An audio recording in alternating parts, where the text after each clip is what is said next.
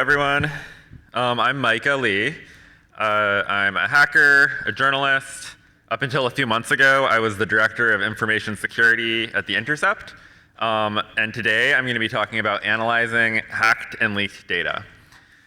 So in late 2012, while I was working as a technologist at EFF, I got an anonymous encrypted email asking if I could help teach some journalists how to use PGP. And so I did. And I later learned that I was talking to Edward Snowden while he was leaking secret NSA documents to journalists. And so I've been doing investigative journalism ever since then. I worked at The Intercept for 10 years, but a few months ago I got laid off. And now I'm an independent consultant, and I'm actually like way too overemployed right now. I'm spending my time writing lots of code, doing some information security work for some very interesting people, including for Citizen Lab at the University of Toronto. And I'm also working on making some software called Semi-Ephemeral, which is an app that lets you delete all of your user-generated content from across the internet right when all the tech platforms are trying to sell all your data to AI companies. But back when I was working at The Intercept, I spent many years reporting on the Snowden documents, like digging through that archive and analyzing it and writing articles about it. And so since then, I've also analyzed many other hacked and leaked data sets too. And now I've written a book to teach everyone else how to do it. And so that's what I'm going to be talking about. But before I tell you about the book, let me tell you about a few recent data leaks that you probably haven't heard of. So last month, the Kansas City police was hacked by a ransomware gang called Black Suit. This is a Fox 4 Kansas City article about it. And according to this article, it says, it would appear that the majority of the files held by the police and fire departments in Kansas City, Kansas have been compromised. And so after a bit of digging, I found Black Suit's Tor Onion service, which is, all of the ransomware groups pretty much have an onion site like this where they publish data that they leak from companies and cities and stuff that don't pay their ransom. There's a link to the actual data. So I really didn't spend very much time on this data set. I briefly clicked around. I found a folder called Investigative Bureau with 2024 FBI detective training in it, and it looked interesting. It looked like there were some interesting files in there. So this is from a file called vehicletelematics.pdf. It has the FBI logo in the top right, and the logo for a group within the FBI called CAST, which I figured out is Cellular Analysis Survey Team, in the top left. So modern cars are basically smartphones, and this appears to be a flowchart explaining how FBI agents send subpoenas and search warrants to cell phone carriers like AT&T and T-Mobile and Verizon to get information about a target vehicle. So I'll talk about the groups in a second, but like if the FBI is targeting a car within Group A, first they'll submit a subpoena to AT&T with a VIN, which is the unique identifier of a car, in order to get the MC, which is the unique identifier of a SIM card. And then if AT&T hands it over, they then send a search warrant to AT&T to get the actual data about the car. And this was also part of this PDF. These are the different types of cars. So there's Group A, Group B, and Group C. So if the FBI is investigating a target with a 2021 Tesla, then they're in Group B. And so that would mean that they would submit a subpoena to the manufacturer. So in this case, Tesla. They would contact Tesla, submit a subpoena with the VIN asking for the MC. And then once they get the MC, they would submit a search warrant to AT&T. So anyway, this is just like a thing that I happened to find that happened to look interesting. This was also another really interesting document in this data set. This is from a 306-page PDF called 2023 Cast Field Resource Guide.pdf. And here's a screenshot from it, and each of these boxes is like a section of the PDF. So naturally, I immediately went to the pages with the Apple and Google logos. So there was a lot of interesting stuff about how the FBI can get data from Apple and Google, specifically like about phones. But the most interesting to me was the Google location history parts of this PDF. So the document made it very clear that users need to have enable location history turned on their phone for Google to be collecting this, and that if they turn it off and they delete their location history from Google, the FBI no longer can access it, and that the FBI needs a search warrant to get it. But I'm sure a lot of Android users have location history turned on, and it has a whole thing explaining how geofence warrants work. So this is an example where they draw a box around a specific area, and they specify a 12-hour time frame between January 25th, 2017, 10 p.m., and the next morning, 10 a.m. And Google identified 140 accounts with location history in that geographic area during that time. So basically, if you have Google location history turned on, there's a chance that Google is handing over your location to the FBI because you happen to be physically or temporally close to something that they're investigating. So anyway, there's much more in this Kansas City Police data set. I barely looked at it. I only spent like maybe an hour. No one has published these documents. No one has reported on this yet. I don't think anybody knows about it. You're the first to see it. I just found this like a few days ago. And so briefly, here's one more data set that you probably haven't heard of. A few months ago, a friend sent me a message on Signal about a data breach from the Post Millennial, which is a Canadian conservative news website that publishes a lot of conspiracies and disinformation. It had been hacked, and this is the post on breach forums about it. So according to the breach forums post, the website was defaced with this message. Andy Ngo is a well-known far-right extremist, and he's the editor-at-large of the Post Millennial. And so the website was replaced with this fake message from Andy Ngo, coming out as a trans woman, Angelina Ngo. And so he's notorious for his anti-trans hate, so they're obviously trolling him. But anyway, my friend that sent me this, sent me a copy of all of the data, and I started to take a look at it. The data, it was a 1.7 gigabyte file called the postmillennial.com.7z. I extracted it and looked inside, and I used a command line tool called du for disk usage to see that after it's extracted, it's 7.3 gigabytes when uncompressed. There are a few JSON files, and there's a folder called dbs. So the dbs folder has a bunch of folders inside it, ranging from a few bytes to a few gigabytes each. So I decided to start looking at the users.json folder. I opened it up in Visual Studio Code. Each line is an object representing a different user who had an account on the Post Millennial website. So the file has about 40,000 lines. I copied and pasted one of the lines into a new tab and then formatted it so it's making it easier to read. And the first thing that I noticed is the passwords are all in plain text. This user's password is angry mom of 3 kids with a Z. And there's also, potentially phone numbers, gender, addresses, and other information. But for this user, they're all set to null. And there's a subscription field that's also null here. Most of the users had the subscription field set to null, but 1,679 of them had a JSON object in that field. And so here's an example of one of the subscription things. And so in this example, this person signed up for the VIP supporter yearly plan and donated 100 Canadian dollars a year using Stripe. So just with this data, I could potentially write a little script to figure out how much revenue the Post Millennial makes from its subscribers. So after manually poking around, I started writing some Python code to analyze users.json some more. And here are some of the things that I discovered. So there's about 40,000 users. There's 3.6 years of data. And what's interesting is the most recent timestamp in the data stamp was from July 24th, 2022. And one of the first things I do when I see a data set is look for what the most recent timestamp on the files are, or the timestamp in spreadsheets or whatever, because that's probably the day that the hack happened, because that's the end of the data. And 31,000 phone numbers, only 50 addresses. But what was kind of weird is 75% of the users were created in the last week of October 2021, and I had no idea why.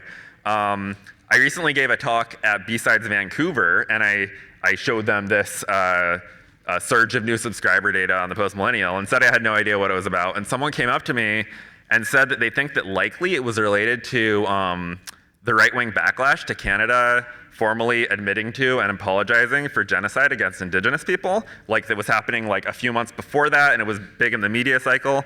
And this was after an unmarked mass grave with hundreds of children's bodies was found at a residential school for indigenous children. And so there was like a lot of right-wing people in Canada were like very upset that the government was apologizing for genocide. And maybe that would cause the massive new accounts. Anyway, I started looking at email address domains that contain the word police and that end in .gov. So here are users with police in their email address domain names. And there are 449 users of the post-millennial from .gov email addresses. And of course, just the fact that somebody has an account on this doesn't mean anything other than they're interested in what this fake news website is publishing, but it is potentially an interesting data point. And then I started looking in the DBs folders, and honestly, it's just like a huge mess of unorganized spreadsheets. For example, the rights donor file spreadsheets, each about 16 megabytes. Together they contain like personal information, private information about 100,000 people. Including names, email addresses, mailing addresses, a column called ideological tag. And I actually did some analysis on the ideological tag. 86% are conservative, 13% Republican, and then a very small number libertarian, and that's it. And so just to understand the scale of the data, I wrote a Python script that opens every CSV file and then identifies email addresses and counts how many unique email addresses there were, and there were over 20 million unique email addresses. Just in this data set that like no one's ever heard of. And so, yeah, I spent about an hour looking at that Kansas City police data. I spent about 2 hours looking at the post-millennial data. That's as far as I got. I'm not really sure what revelations there are in either of these that will be worth publishing beyond the fact of that these things were hacked. Although I do think that some of those FBI documents that I found right away are definitely pretty interesting. But I bet that I'm the only journalist who has even looked at it or even knows that this stuff exists. And a big reason is because journalists and researchers just don't have the skills to look through data sets like this. They happen every single day, constantly. In fact, actually earlier today I heard of a data set and started looking at it, and I'm going to talk about it a little bit later. But anyway, I'm hoping to change that, and that's basically why I wrote this book. So I spent about 2 years writing a book about how to analyze hacked and leaked data like this. It was published in January by No Starch Press. The book is incredibly hands-on. It uses real data sets as examples and has you download them and analyze them as you read it. It's designed for total newbies. It gets pretty technical, but it doesn't assume any prior experience or skills at all. All you need is a laptop, an internet connection, and some disk space. It's a cross-platform book also. It includes detailed instructions on how to do everything in Linux, Mac OS, and even in Windows, using the Windows subsystem for Linux. And briefly, here's what's in it. So I start talking about things like digital security and source protection and ethics and document redaction, and where you can find data sets and download them. Then I move on to a deep dive into things like using the terminal, how to make data sets searchable for keywords and stuff, how to work with email dumps in different formats. And then I go into Python programming, and it's actually there's 2 chapters on you've never done any programming before, here's how you start, and then you start actually working with data sets in it.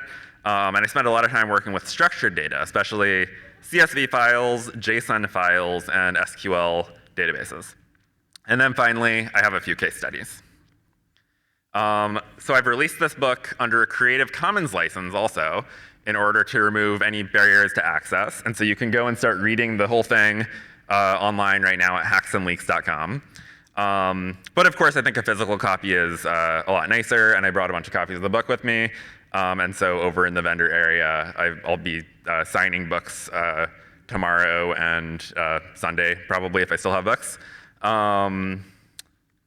Okay, so before you start working with hacked and leaked data, it's important to start with a baseline of digital security. So the first part of the book is the least technical, but it's still critically important. So the book has homework assignments throughout it, that you like follow along. And so some of those assignments include starting to use a password manager, making sure your hard disk is encrypted, making sure you know how to encrypt a USB hard disk because there's a lot of data that you need to be storing. And then also other things like you can't trust everything that you read online, and so this also includes hacked and leaked data. So it shows some techniques on how you can verify that the data is authentic. And then it goes into how to acquire data sets, both public data sets that anyone can download from the internet and private data sets that confidential sources send directly to you, and how you can go about setting yourself up for accepting submissions of data. And all the data sets that you work with throughout the book, they're all public. You can download them all from distributed denial of secrets. And so, yeah, like everything in the book, when you follow along with the book, you download several data sets as you're reading the chapters and then work with them. So distributed denial of secrets, or DDoS Secrets, it's a US nonprofit founded in 2018. And if you're not familiar with them, they're here. There was a DDoS Secrets adjacent talk earlier, and on Sunday, you should definitely check out The Future of Leaks, What's Next for the Online Library of Hacked Data. It's in this room at 11 on Sunday. They're basically the public library of hacked and leaked data sets. I've been working with them for several years. I've reported on tons of data sets that DDoS Secrets has published. Their website is ddossecrets.com. And one of the first homework assignments that you do after you encrypt your hard drive is download a copy of the BlueLeaks data set from DDoS Secrets onto your encrypted hard drive.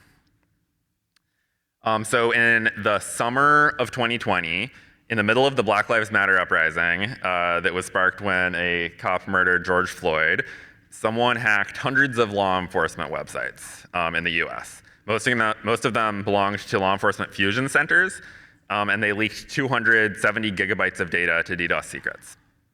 So this is BlueLeaks. It's a very large and complicated data set, and I use this data set throughout the book as an example data set to basically teach data analysis skills. And also tonight at 8 o'clock, after this talk, I'm giving a workshop specifically about this data set. So check that out if you're interested. I'm very excited about the idea of giving a room full of hackers hundreds of gigabytes of hacked police documents.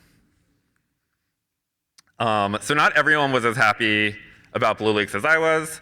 After DDoS Secrets published it, German authorities, at the request of the FBI, seized a DDoS Secrets server that contained all of its public data sets, but it didn't actually work to suppress BlueLeaks at all because everyone was just using the BitTorrent. And then also in 2020, Reddit and Twitter both started censoring DDoS Secrets. Twitter permanently suspended the DDoS Secrets account and started preventing anyone from posting or even like direct messaging links to ddossecrets.com. So I briefly had hope that when Elon Musk took over Twitter, he might restore the DDoS Secrets account and stop censoring links to it. That didn't happen. DDoS Secrets is still blocked by X today. It's been 4 years. And go ahead and try tweeting a link to ddossecrets.com. Just see what happens. While I'm talking about DDoS Secrets getting censored, last year, this is one of the data sets that DDoS Secrets published. It's from last year they published this, Roskomnadzor. And so this is a Russian government agency in charge of monitoring, controlling, and censoring mass media in Russia. And this was actually the second leak from Roskomnadzor that DDoS Secrets had published.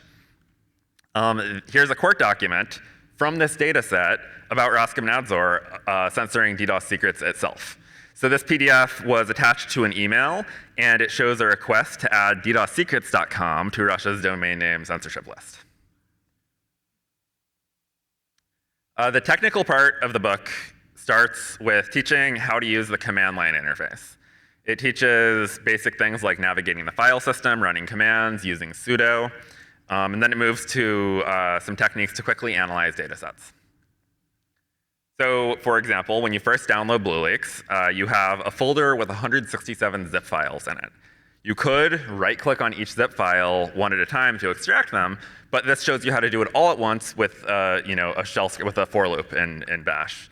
And then after you unzip them all, you have hundreds of folders, many of them full of thousands of files, And you learn how to use commands like du to measure the disk space of different folders, which I was doing earlier with the post-millennial dataset, and how to use sort to sort the output. So you can do things like see which folders have the most data, which folders have the least data, and things like that. So there's all sorts of like really powerful command line things where you can really quickly assess a dataset. And it shows you how to make lists of file names and how to use grep to search that list of file names for keywords, which is a really useful thing when you first get a dataset. Or you can use grep to search other text files. So grep is a great, useful tool for searching text. So you can search file names. It's great for searching other types of text files like CSVs and JSON files. But you can't really use grep to search a lot of other types of data, including PDFs or Office documents or even emails. Email is plain text, but it's often MIME encoded, and it often uses base64 encoding. So you can't grep that stuff. You have to actually parse the emails in order to search them. So if you want to search the contents of all of these different types of files, you can use software called Aleph. So Aleph is open source investigative investigation software developed by OCCRP, which is the Organized Crime and Corruption Reporting Project. It's designed for investigative journalism, and OCCRP runs a big public server full of a bunch of data sets that you can look at data.occrp.org. But you could also use Aleph to index data sets and search them yourself. And it does all sorts of stuff like entity extraction, and it OCRs your documents. So if they're like scanned documents, you can search them, and you can cross-reference multiple data sets. And you can run Aleph locally on your laptop if you want, using Docker containers.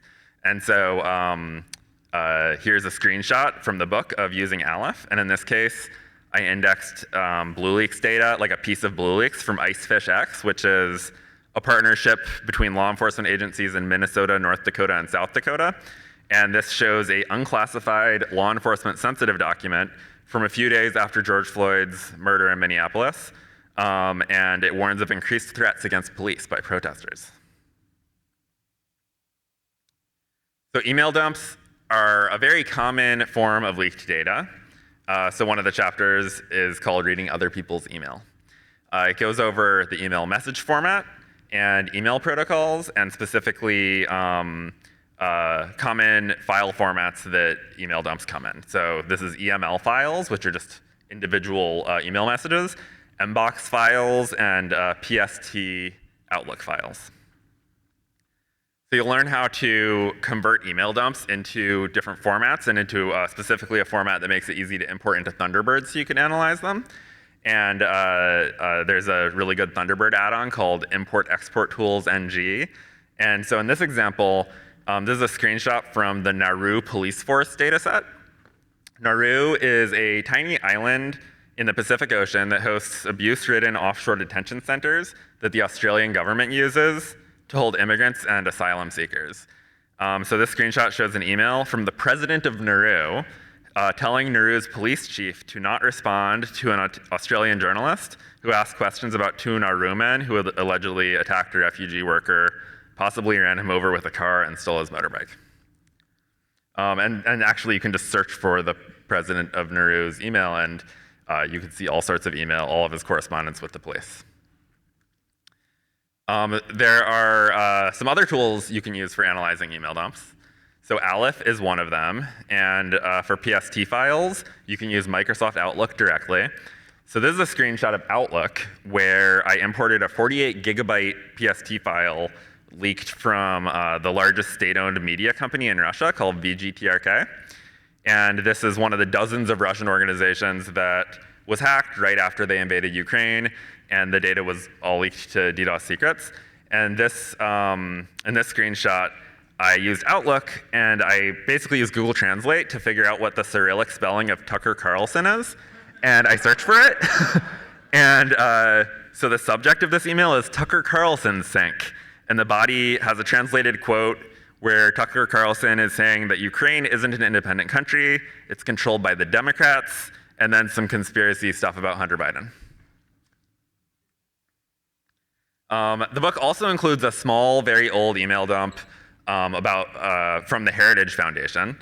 This is a conservative think tank that is behind Project 2025, which is this 920-page detailed plan for the upcoming Trump administration to turn the United States into a fascist theocracy.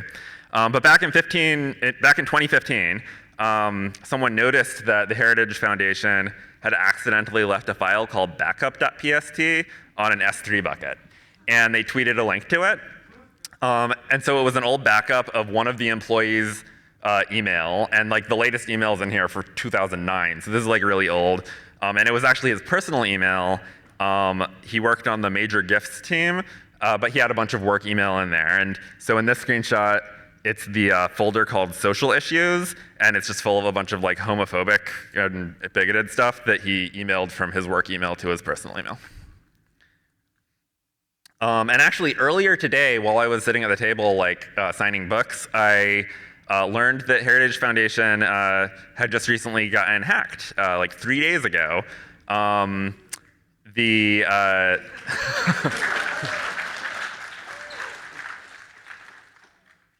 So they have a publication called The Daily Signal, and it was hacked by SiegeSec. And so like just before this talk, I downloaded the data and took a quick look. It's a and the data is basically like a zip file. I uncompressed it, and it's an SQL file, and it's a MySQL database. And actually, let me show you.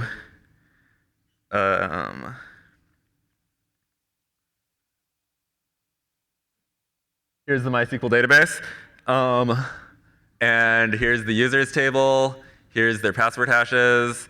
Some of these people say like apparently they're maybe representatives in Congress. I don't know. I haven't like really looked through this, but anyway, it just happened, and I just was looking at it earlier today. Okay, back to the talk.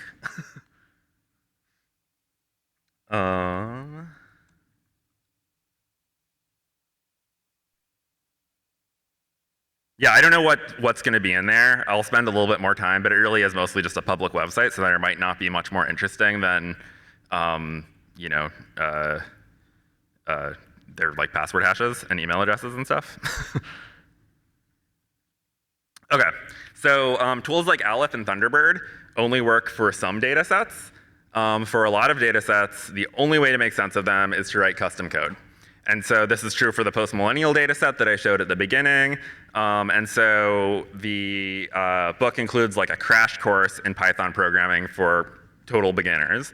And it especially focuses on how to like write code to traverse the file system and how to work with data structures using dictionaries and lists. So here's a quick example of some Python data analysis. The day after Russia invaded Ukraine, a ransomware group called Conti published this statement. Conti is known for extorting hundreds of millions of dollars from companies around the world, especially healthcare companies.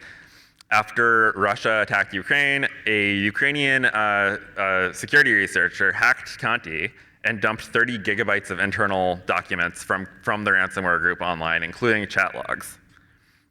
So the chat logs were from a Rocket Chat server, and they were in JSON format.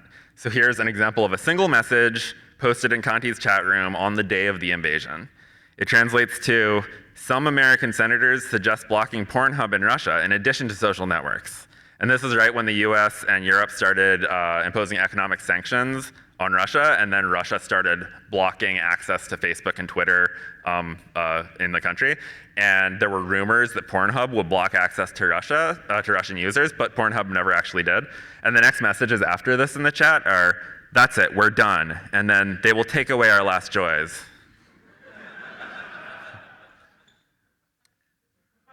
So here's an excerpt of some of the code from the Python chapter. The code at the top imports the chat logs from JSON into a large data structure made of dictionaries and lists. And then the code at the bottom is a for loop, and it basically just like loops through the messages and prints them out in a way more easy to read format. And in fact, you could actually select those and copy and paste them into like a machine translation thing so that you can translate them, because if you don't speak Russian, you could still tell what's going on. And here is my reporting for the intercept on the Conti chat logs. So this book teaches you how to take incomprehensible data and make it possible for you to read it and to understand it and to report on it like this. Another common format that data leaks come in is spreadsheets, and in particular CSV files. So it's important to learn how to investigate data in CSV files and how to write Python codes that works with CSV files and how to also sometimes make your own CSV files. So here's a quick example of something that I found in a CSV file. I grepped, because CSV files are plain text files, so you can grep them, I grepped the contents of the BlueLeaks folder NCRIC for the word Antifa. So NCRIC is the Northern California Regional Intelligence Center. It's like my local fusion center. And I found this file, or this line, in SARS.csv, which is suspicious activity reports. That's what SARS stands for. And those are basically rumors or leads posted to law enforcement fusion centers about things that may or may not be illegal. It's very vague. But here are the relevant fields from that one row that I found to make it easier to read. A lot of the homework actually involves loading CSV files and then looping through rows of data and displaying them in a way that's easier to read, because a lot of times that's like half the problem is you just can't really read like a wall of text. So this row shows that someone from the Marin County District Attorney's Office, which is just north of San Francisco, submitted this SAR at 2:20 p.m. on June 5th, 2020. They set the category to radicalization/extremism. And the summary says that they received the attached letter from a lawyer who was contacted by a University of Oregon student, and the student, quote, appears to be a member of the Antifa group and is assisting in planning protesting efforts in the Bay Area despite living in Oregon. The CSV also makes a reference to an uploaded file called letter.pdf. I opened that file. Oh, the actual file name was the 277.pdf file, but I opened that file. Here's the scanned letter from the lawyer, written in all caps. Please see the attached solicitation I received from an Antifa terrorist wanting my help to bail her and her friends out of jail if arrested for rioting. He says he's staying anonymous because he's worried about getting a bar complaint filed against him. And he ends the letter, happy hunting. And then here's the actual letter from the student in Oregon. It's very polite, and she just says that she's compiling a list of lawyers and law firms that will be willing to represent pro bono Black Lives Matter protesters if they got arrested. So this letter triggered this lawyer so much that he mailed it anonymously to a district attorney's office, and then the district attorney's office uploaded it as a suspicious activity report into the Northern California Police Intelligence Agency. So I never would have found this if I wasn't looking deep in the CSVs, if I was just clicking around and opening the PDFs and Word documents and stuff. So back in 2020, when I was investigating BlueLeaks a lot, I discovered that the bulk of the interesting information actually is hidden in these thousands of CSV files.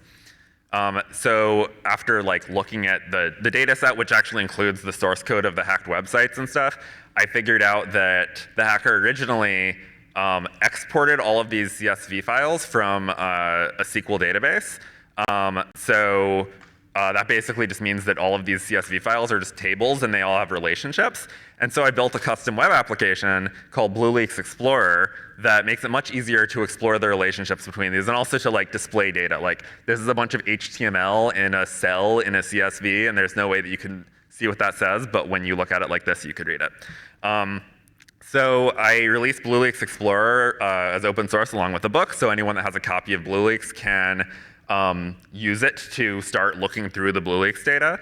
And this is actually what the workshop that I'm giving tonight at 8 o'clock is about. It's getting you set up on BlueLeaks Explorer and getting you to start being able to research your own local police on your laptop tonight. So this screenshot is a bulk email that NCRIC sent to thousands of local cops advertising a class about how to gather evidence from phones. So another common format that leaked data comes in is JSON. I spent a chapter going deep into JSON, and the example data set that I used is related to the January 6th insurrection. So on January 6th, 2021, Anti-democracy activists stormed the US Capitol building to try to keep Donald Trump into power after he lost the election. And using their phones, they took photos and video, often including GPS coordinates in the metadata, and posted them online in real time. Many of them posted videos to Parler, which is the far-right social network. After the attack, Parler refused to moderate content that incited violence, and so Apple and Google both banned it from their app stores, and AWS announced that it would kick Parler off of its service too in a few days. But before that happened, an archivist named Donk Enby downloaded 32 terabytes of videos from Parler. Over 1 million videos, and 32 terabytes is just like, it's a lot of data. It's really like my hard drive in here is 1 terabyte, and yeah. So Donk worked with DDoS Secrets to make all of the Parler videos public. Yeah, 32 terabytes is way too much data for anyone to individually download to their computer. And so Donk used a command line program called exif tool to extract metadata from each video and included a file with all of the metadata as just part of the data set. So this screenshot shows a folder with over 1 million JSON files in it. And each one of these files is pretty small, but it's metadata for a different video. But together, it's 2 gigabytes of small JSON files. And oh, the ironic thing is that AWS was kicking Parler off, and Donk Enby downloaded all of these videos from Parler, or from an AWS bucket, and then just uploaded them to like a different AWS bucket. So here's metadata from one of the videos. So as you can see, this has a January 6th timestamp and has GPS coordinates. And if you like copy and paste that into Google Maps, you can see that that's in Washington, D.C. And here is an example of one of the Python scripts that you would write if you follow along. This is a script that loops through all 1 million pieces of video metadata from Parler, looking for videos that were filmed on January 6th and that have GPS coordinates in Washington, D.C. And then it saves a file in a format that can be loaded into Google Earth to visualize the Parler videos. And so if you've never written code before, it slowly like walks you through the process of how to write this script specifically, but you can use it to write your own scripts with looking at your own data sets. And so here is Google Earth, a Google Earth map of the data.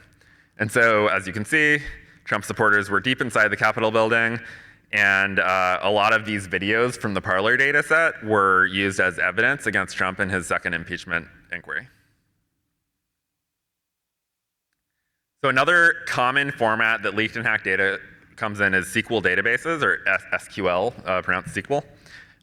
So the chapter about SQL uses a hack of data from a hosting company called Epic as an example.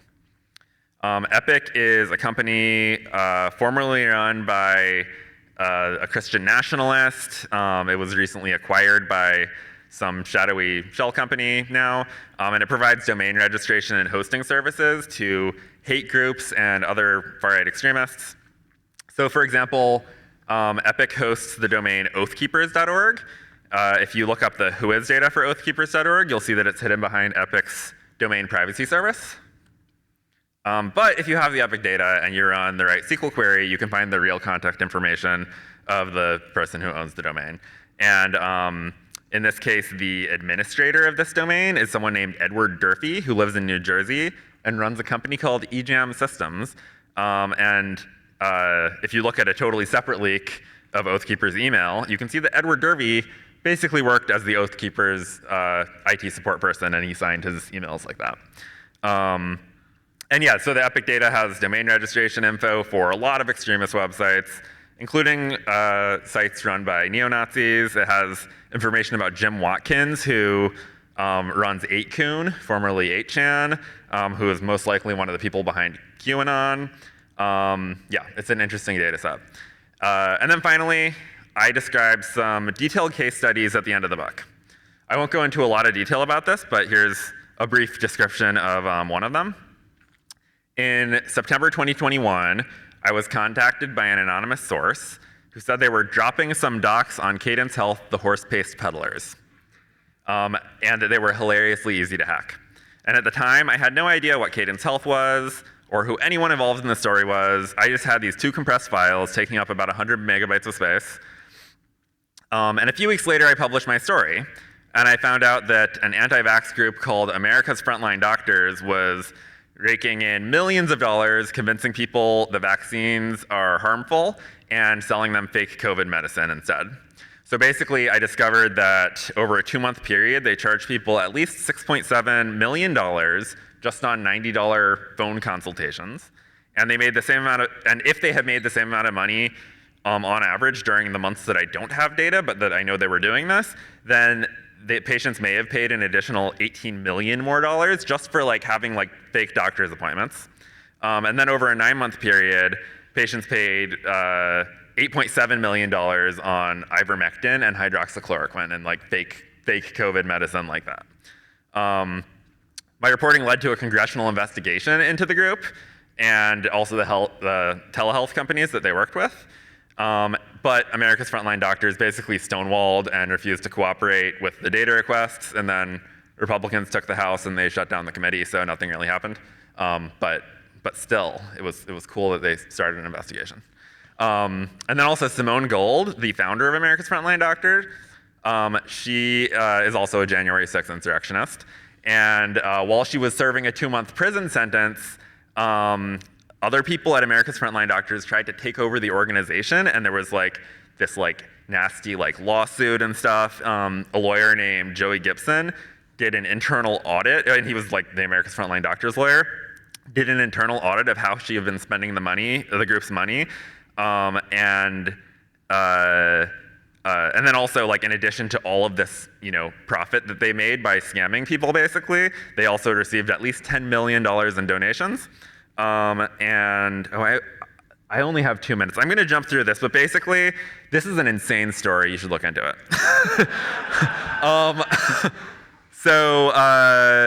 And then the final case study is about neo-Nazi chat logs collected by anti-fascist infiltrators in 2017. So in August 2017, hundreds of white supremacists spent a weekend in Charlottesville, Virginia for the Unite the Right rally, and they came from groups like Vanguard America, League of the South, the Ku Klux Klan. One neo-Nazi drove his car into a crowd of anti-fascist counter-protesters, killing Heather Heyer and injuring 19 other people. Trump said there were very fine people on both sides. So a nonprofit news collective called Unicorn Riot obtained chat logs from Discord servers that were used to organize the violence in Charlottesville. And they also obtained chat logs from a lot of other Discord servers that the far right was using, and militia groups and all sorts of stuff. All of these were infiltrated by anti-fascists. Journalists at Unicorn Riot sent me copies of the chat logs in JSON, and like with the Linux Explorer, I made a custom web app for analyzing all this stuff. And here's an article that I wrote. I was going to keep on reporting on the chat logs after writing this article, but I found it way too upsetting, and there's a little part of the book that actually talks about mental health while doing extremism research, and so instead of continuing to read the thoughts of the worst people in the world, I wrote a bunch of code so other people could do that. So I shared my code with Unicorn Riot, and they took over development of it eventually and turned it into a public website called Discord Leaks. Today it has hundreds of thousands of messages from dozens of fascist chat rooms. It's an important tool used by extremism researchers. And then survivors of violence in Charlottesville actually sued the organizers of the Unite the Right, trying to bankrupt the American fascist movement, and they basically succeeded, sort of. I mean, the American fascist movement has expanded since then and includes some of the richest people in the world, and maybe Trump's going to be president again soon, so we'll see. But lawyers used Discord leaks to gather evidence for their initial lawsuit. And the Unite the Right organizers were ordered to pay $25 million in damages, and the lawyers said, while our team eventually subpoenaed the full servers from Discord itself, these initial leaks provided crucial early information that made the speed and breadth of the initial complaint possible. And the Charlottesville chat server included people talking about hitting counter-protesters with cars and then claiming it was self-defense, which is exactly what happened. So anyways, that's it. And on that happy note, I'm done, I guess.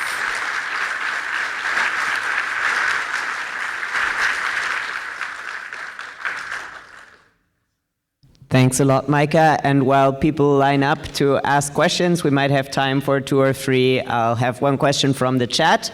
You mentioned a Thunderbird plugin to navigate emails from leaked data sets, but many emails do things like phone home with read receipts or tracking pixels. Does the plugin manage that, or is it better to just view it in a network-kept VM? So the plugin is just for importing the emails into Thunderbird, but then beyond that, like you should, by default, the default setting in Thunderbird is to turn off remote content, and so you should keep that off, and then that should stop any of the emails from phoning home, but it definitely doesn't hurt to use a VPN or to run this stuff in a VM as well. I really like to talk, and I don't remember if I learned it from you or from where, but I actually looked at that XF data from the January 6th event. But what I did is I focused on the pictures that were taken prior to Trump's giving his speech at noon to 1 p.m. And the interesting thing was there were photographs taken from within the cordoned off area prior to his speech. So then I downloaded those videos, and they actually included the gates being opened and people coming in. So it was very interesting. Yeah. I think I might have watched that one video where it's like the police like just seem to be pulling the gates away to let all of the protesters in, and it's like, why? What's going on here? Yeah, so it's interesting where the data takes you. Thank you. I appreciated your talk. We do a lot of kind of threat intelligence, kind of similar stuff, scraping data. Have you ever come across synthetic data yet in your kind of exploration? Synthetic data? Like mass-produced by LLMs, or say like we find virtual hard drive images being stored, like VDIs being stored on S3 buckets. And so when we open those up and reach out to those companies, sometimes they A, don't know they've been hacked is the most obvious one, but B, we're running into, from some of our consultants, that there's some synthetic data essentially out there with these LLMs. I mean, I haven't really, with LLMs, I do know that there is definitely, there are some instances of data sets where like specific records have been deleted and then the whole data set's published. Right. Like I think WikiLeaks published a Syrian data set that just didn't include this one email about a big money transfer between Syria and Russia. And that's kind of synthetic. That's kind of a synthetic. Yeah, it's kind of synthetic. Yeah. I haven't really seen a lot of that myself, but I'm sure that I don't know. It's only a quarter of the way through the century. We have plenty of time. Right. Thank you. I guess I have a question that's a little related. Are there any concerns about or strategies for validating or authenticating these kinds of data sets? Because in principle, a big dump of emails could contain or just be entirely fake emails, right? Yeah, so there's actually, there is a whole part of the book about how to authenticate data sets, and specifically for emails, it's not always possible, but with some email servers, you could actually cryptographically confirm that they're real, because emails oftentimes have DKIM headers, and so you could actually verify that the email server actually signed this email at the time that it was sent, which is cool. But yeah, it's pretty much verifying it is always a case-by-case basis, but when you're reporting on stuff, you always have to make sure that you verified at least everything that's going to be included in your report. And so a good example is the America's Frontline Doctors data. I had patient records from hundreds of thousands of people. I didn't know if it was real or fake, but I had their email addresses. And so I took a different data set, Gab. Gab is this far-right social network, and they had been hacked too, and I had a bunch of email addresses from there. I compared the two lists of email addresses, and I found hundreds of Gab users that were also Americans Frontline Doctors patients. I went and started looking through their Gab profiles and saw some of them talking about, oh, my ivermectin finally came. And so that's how I was pretty solid that this was real. Thank you. We're out of time, but can people come find you at your booth to ask further questions? Yes, you can talk to me more at my booth. I'm signing books, and you can come to the workshop. Thank you. Okay, great. Final round of applause.